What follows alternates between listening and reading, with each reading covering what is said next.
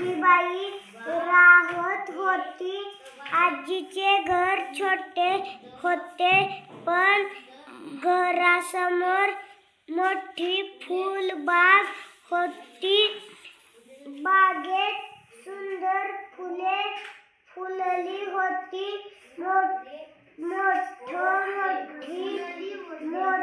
मोठी आंब्याची, फणसाची झाडे होती.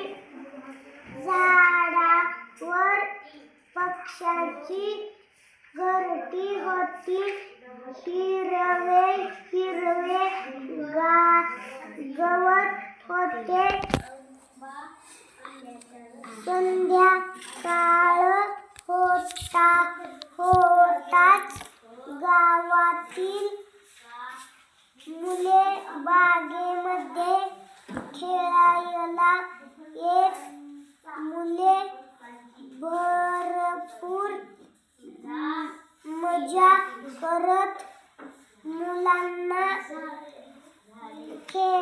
खेळताना बघून आजीला